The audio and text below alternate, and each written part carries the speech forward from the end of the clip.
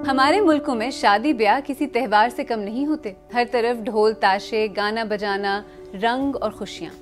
ऐसे में अगर मैं आपसे ये कहूँ कि शादी की रौनक, दावतों और रंगों के ख़त्म होने के बाद बहुत सी ख़वातीन एक ख़ास तरह की कैफियत का शिकार हो जाती हैं जिसे पोस्ट मैरिज डिप्रेशन कहा जाता है, तो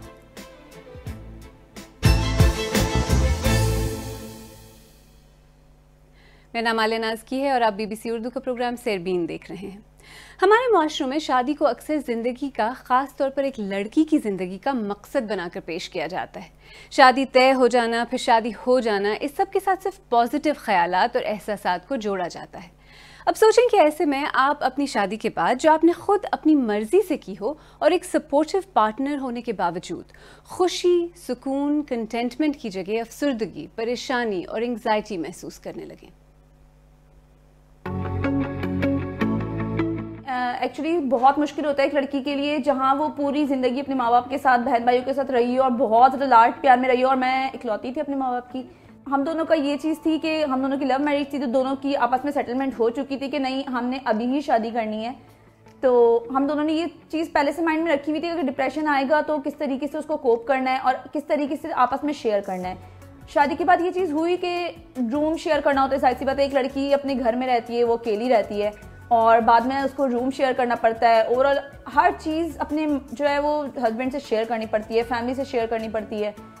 अगर लव मैरिज हो, बेशक अरेंज मैरिज हो, दोनों ही मैरिजेस के अंदर ये होता है कि आपको अपना घर छोड़ के आना होता है। जाहिर सी बात है, एक लड़की जो है वो अपना घर छोड़ती है, लड़का अपना घर छोड़ के नहीं आता है। तो लड़की को अपना माइंड सेटल करना पड़ता है कि मुझे सब कुछ जो है वो जाके सर्वाइव करना है। और इस तरीके से हमारी जो अपब्रिंगिंग होती है उसमें ये भी चीज़ आ जाती है कि लड़की को सर्वाइव करना है। जो भी चीज़ हो तुम्हें सहनी है। ऐसा नहीं होता है कि तुम्हें सहनी है। ये चीज़ हमारी जो इन्वायरमेंट है, हमारा जो माशरा है, उसमें शादी को एक बहुत गलत रुख दे दिया गया है कि हमें ये सब कुछ फेस करना है, ये सब कुछ सहना है। और एक्चुअली माहिरीन कहते हैं कि इस तरह का पोस्ट मैरिज डिप्रेशन यानी शादी के बाद होने वाला डिप्रेशन बिल्कुल भी गैर मामूली नहीं। तो आइए क्विकली ये समझने की कोशिश करते हैं कि ये है क्या और क्यों होता है।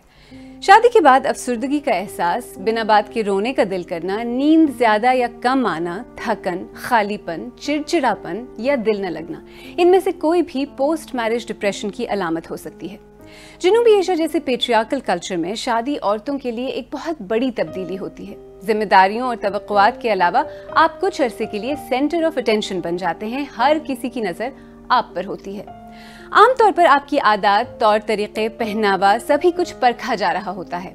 लाड़ प्यार से पली बेटी से किसी और के घर में जिम्मेदार बहू बनना, अपनी जिंदगी पर लैक ऑफ कंट्रोल, महदूद आज़ादी, अपनी सोशल लाइफ को कम या ख़त्म करना, अपने करियर को तर्क करना और सभी को खुश रखने का प्रेशर, इस सब में आहिस्ता आहिस्ता अपने आप से दूर हो जाना। इसके अलावा आप उन लोगों से दूर हो जाते हैं जो बचपन से आपके करीब होते हैं। इन सभी बातों का ख़वातीन की ज़हनी सेहत पर असर पड़ सकता है। और ये बात याद रखना भी ज़रूरी है कि शादी के बाद इस तरह का ज़हनी प्रेशर ये कोई नई बात या नया फिनोमिनन नहीं। हाँ, शायद पहले ख़वातीन के पास इसे समझने और इससे डील करने की स्पेस या टूल्स नहीं हुआ करते थे। मैं गज़ाला ज़ुबैर हूँ और हमारी शादी को 36 ईयर्स 3 मंथ्स हो गए, यानी कि नवंबर 1986 में हमारी शादी हुई थी। मैं कराची शहर में रहती थी। अब मेरी शादी हुई ये पाकिस्तान स्टील मिल्स के एजुकेशन डिपार्टमेंट में थे। तो हमें स्टील टाउनशिप में एक मकान मिला हुआ था, डबल स्टोरी।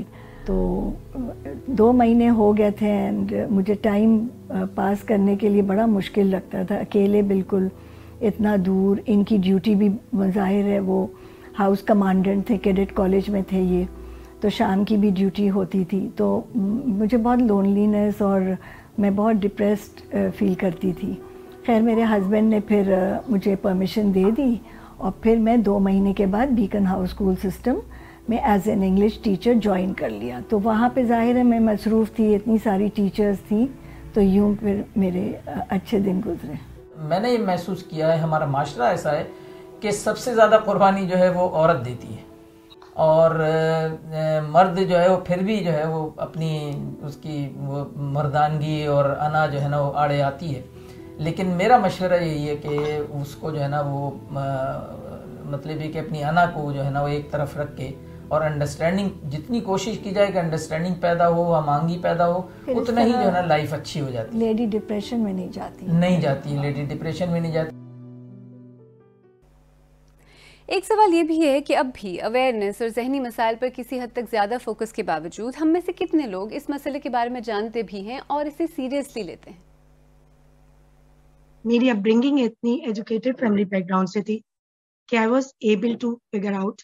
मुझे पता था कि मैं कुछ सही फील नहीं करती, मैं कुछ नॉर्मल फील नहीं करती। ये चीज़ें होती हैं और ऐसा है कि हमारी सोसाइटी का ये अलमिया है, हमारे यहाँ के लोगों का ये अलमिया है कि वो समझते हैं कि ये डिप्रेशन कुछ है ही नहीं, लाइक डिप्रेशन एक बहाना है। अगर आपकी एक किसी की बेटी लाते हैं और अगर उनको लाते हैं तो उनको प्यार मोहब्बत से रखें और उनको ये एहसास ना होने दें कि वो अपना घर छोड़ के आई हैं या अपने कहीं से सॉफ्ट कॉर्नर से होके वो अपने यहाँ पे आई हैं, तो उनको यहाँ का भी माहौल ऐसा ही देना चाहिए। हमें बहुत ज़्यादा प्रॉब्लम हुई, ना सिर्फ मुझे बल्कि मेरे हस्बैंड को भी। हम दोनों ही बहुत डिप्रेशन में रहे और मुझे नहीं याद पड़ता कि शायद ही शादी के बाद कोई ऐसी रात हो जिसमें मैं ना रोई हूँ।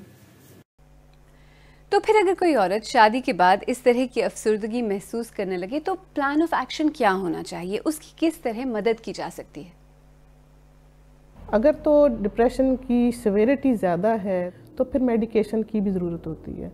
जो फर्स्ट लाइन ऑफ एक्शन जिसने लेनी है वो उसके स्पाउस ने लेनी है और उसके ससुराल ने लेनी है, क्योंकि अब वो उस फैमिली का हिस्सा है।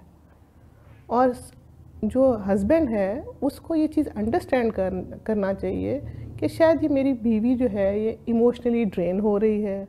तो सबसे पहला जो एक सिंपल तरीका ये है कि there should be some friend around you, कोई बहन या अगर मामा आपकी इतनी अक्लमंद हैं जो कि बात को बढ़ावा ना दें और सिर्फ आपकी बात को सुन लें, तो दीज आर द पीपल जो कि दे आर राइट पीपल, जिनके पास जाके आप थोड़ी देर अपनी बात का एक आउटलेट कर सकती हैं। एक there should be a shoulder on which you can cry, that's it. अगर उसको किसी हेल्प की ज़रूरत है, प्रोफेशनल हेल्प की ज़रूरत है, तो please take that woman, your wife, to the psychologist. हम अक्सर शादी को ज़िंदगी का सबसे अहम और बड़ा इवेंट समझते हैं और बनाते हैं। हमारी कहानियों में अक्सर शादी के बाद हैप्पीली एवर आफ्टर कहकर बात ख़त्म हो जाती है, लेकिन असल ज़िंदगी की हकीकत इससे कुछ मुख्तलिफ है। कहानियाँ तो शायद शादी पर ख़त्म हो जाएं, लेकिन असल ज़िंदगी शादी के बाद शुरू होती है और ये ख़ास तौर पर ख़वातीन के लिए एक बहुत ही चैलेंजिंग और मुश्किल वक्त भी हो सकता है। बीवी और शौहर दोनों में इस बात की अवेयरनेस होना, ऐसा होने की सूरत में उसे एक्नॉलेज करके मदद तक रसाई यकीनी बनाना और एक दूसरे को सपोर्ट करना ऐसे में बहुत इंपॉर्टेंट हो जाता है।